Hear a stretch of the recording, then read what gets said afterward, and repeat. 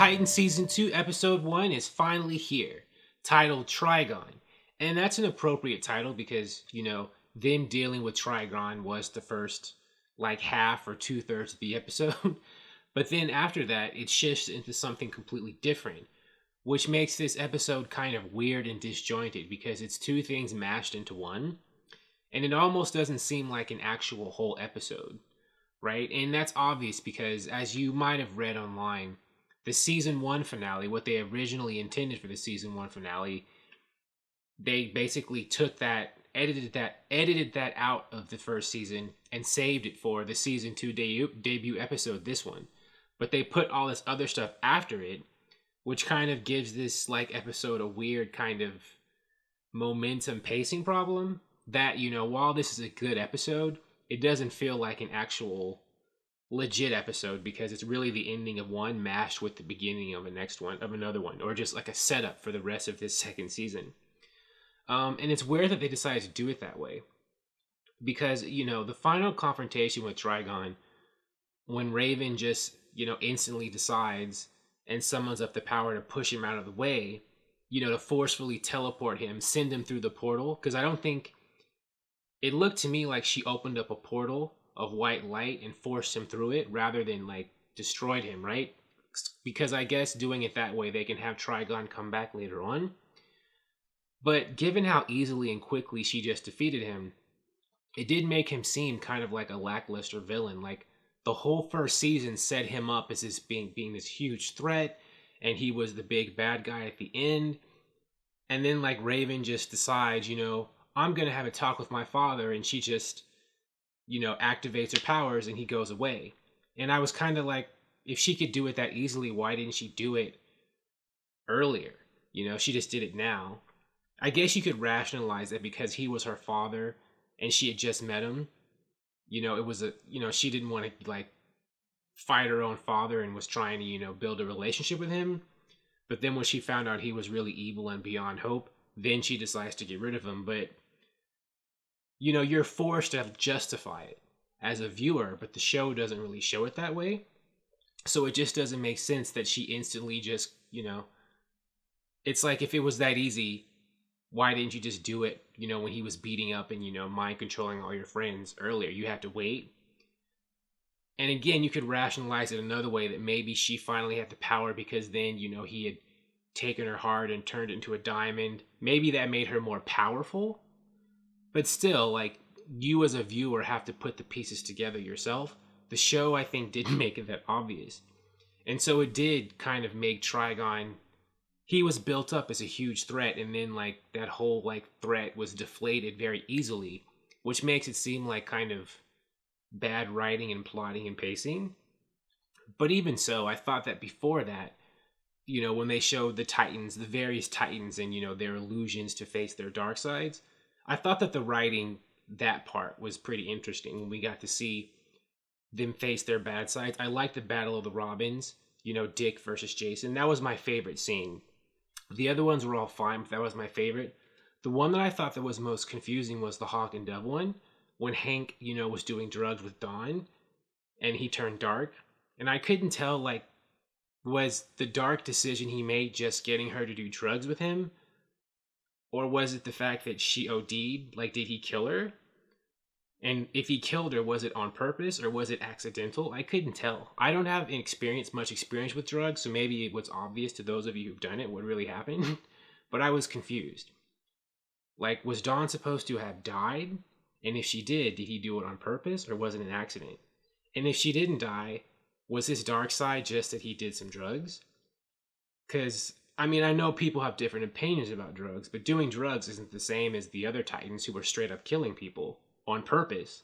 So I was confused as to what Hank's, Hawk and Dove's, bad illusion, bad sides was actually supposed to illustrate.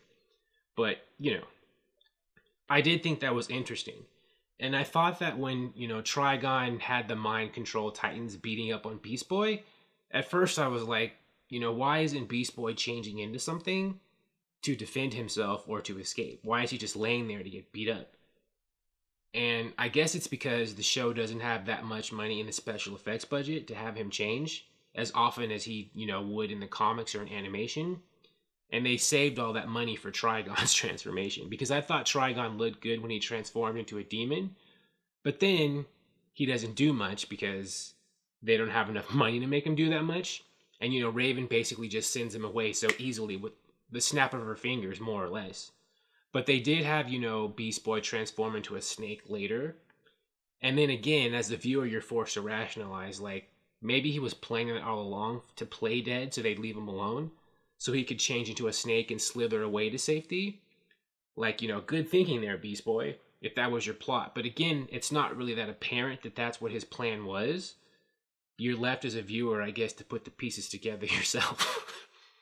But anyways, although I thought that the whole, like, execution and final confrontation with Trigon was weirdly constructed and executed, I thought it was still entertaining. I was, very interested, and I thought it was gripping watching, all them interact with their dark sides, and Raven and Beast Boy talking to him, to Trigon, and to each other and stuff. And, I like the interaction with, I thought it was interesting how when Trigon killed Rachel's mother, Raven's mother, and then after Raven banished him forcefully teleported him away, it did dawn on me that she is truly alone now. Both of her parents are psycho and evil. One is dead. The other one is gone because she sent them away. And her adoptive mother, whom we met in season 1, she was killed in the first episode, that nurse lady. So Raven really doesn't have anybody in her life. So that's going to make her cling to the Titans as her, like, extended family even more, because she doesn't have anybody else, as a support system.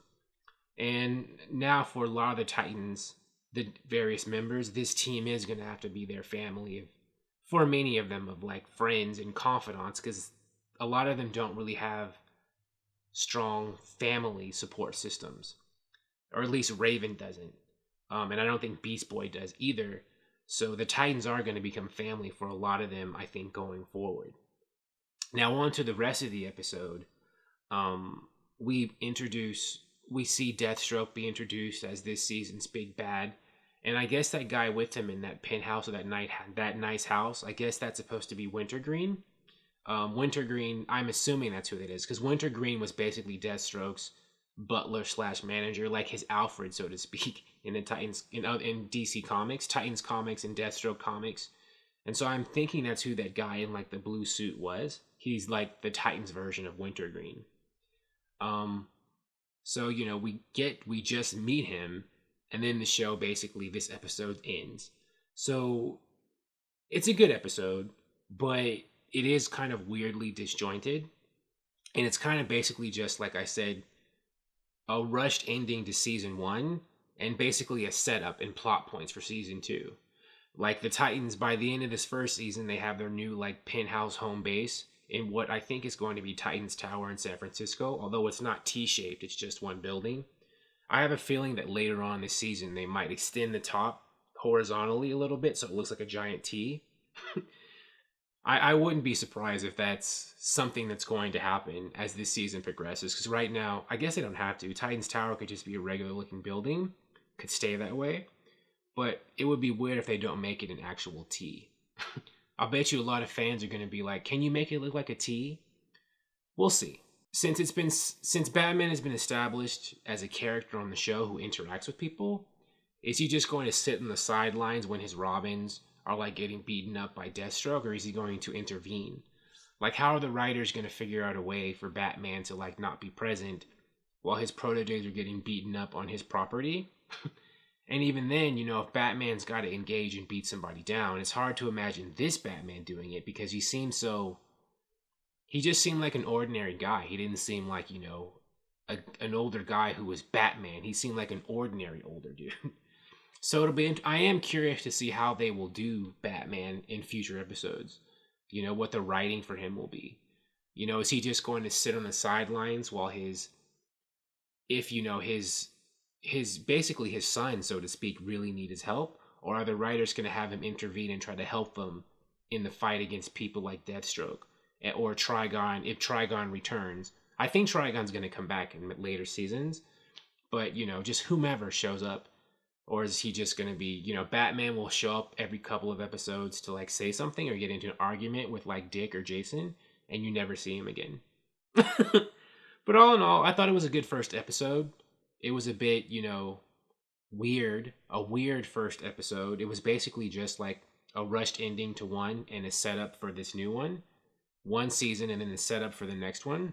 But I am curious to see where things go and, where this second season takes the characters. Thank you for watching. If you like this video, please like it on YouTube and subscribe to the channel because I appreciate your viewership, and I'll talk to you soon. Bye.